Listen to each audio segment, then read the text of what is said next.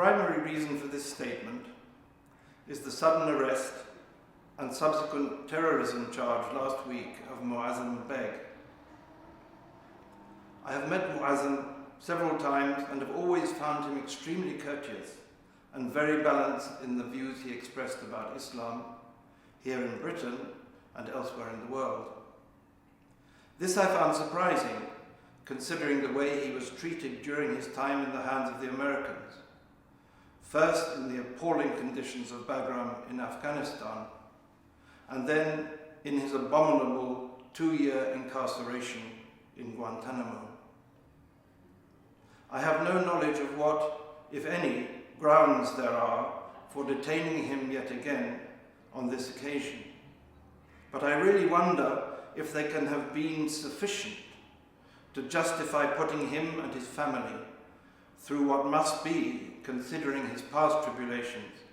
an extremely harrowing time for them all. As far as I know, he is being arrested for no other reason than having travelled, as indeed have a large number of other idealistic and compassionate young British Muslims, to help assuage the suffering of the Syrian people. And this brings me to a more general point that I would like to make about British Muslim participation in the Syrian situation and the way it is apparently being viewed by the government. It appears that simply going to Syria is now being seen as a crime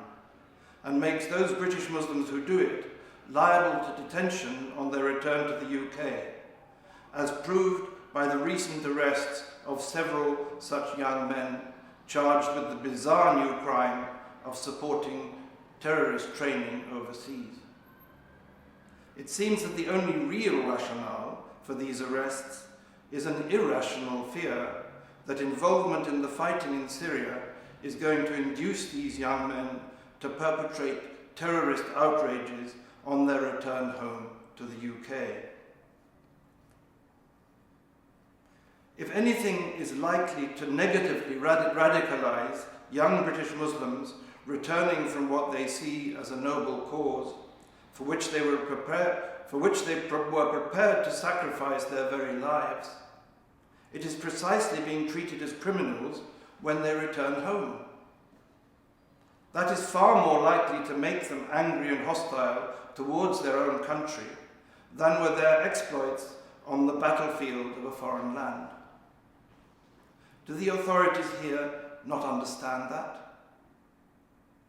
It would really seem that Islamophobia truly has become endemic and entrenched within the governing structures of British society,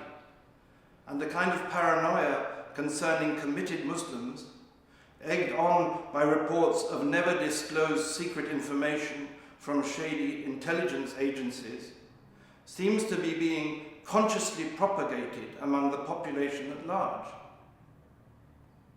Surely the humane and sensible approach to young men returning home from what must undoubtedly be the extremely traumatic situation of the Syrian conflict would be for the authorities here to offer them what is offered to all other combatants returning from fighting abroad: the appropriate counselling